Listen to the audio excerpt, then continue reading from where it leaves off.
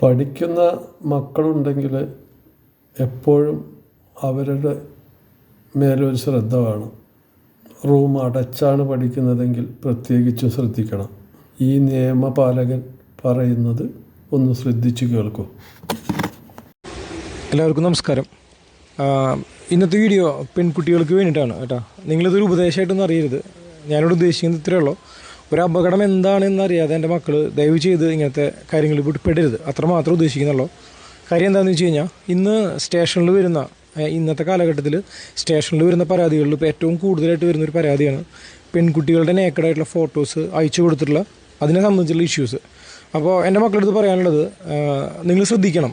നിങ്ങൾ ഇന്ന് ഇത്രയും സന്തോഷമായി നിങ്ങൾ ജീവിക്കുമ്പോൾ ഇതുപോലൊരു അപകടത്തിൽ നിങ്ങൾ പോയി പെടുമ്പോൾ അതെന്തുകൊണ്ടാണ് എന്നുള്ളതും കൂടി നിങ്ങൾ മനസ്സിലാക്കുക.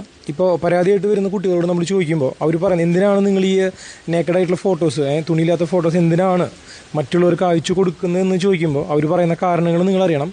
പ്രണയമുണ്ടായിരുന്നു, കാമുകൻ ഫോട്ടോസ് ചോദിച്ചു, അവരില്ല എന്ന് പറഞ്ഞു.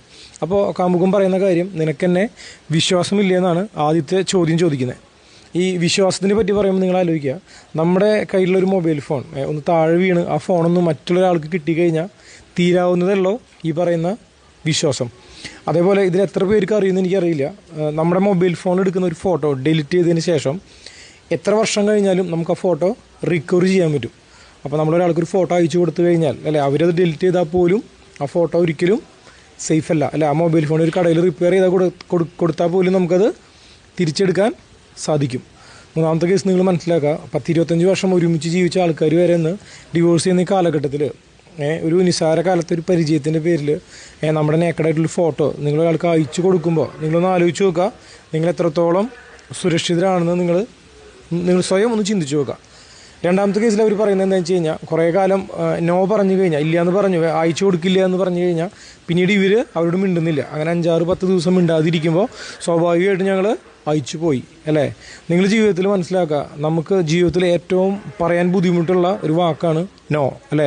ആ നോ പറയാനുള്ള ധൈര്യം നിങ്ങൾക്ക് ഉണ്ടെങ്കിൽ നിങ്ങളുടെ അച്ഛനമ്മമാർ നിങ്ങളെ പൊന്നുപോലെ നോക്കി വളർത്തി ഉണ്ടാക്കിയിട്ട് ഏതൊരു സമയത്ത് വന്നിട്ട് നിങ്ങളുടെ അടുത്ത് നിങ്ങളുടെ ഏറ്റവും പ്രൈവസി ആയിട്ടുള്ള സമയം ഒരാൾ പോലും നിങ്ങളുടെ അടുത്തില്ല, അതിന് മാത്രം സ്വാതന്ത്ര്യം നിങ്ങൾക്ക് ഇന്ന് കിട്ടിയിട്ടുണ്ട്.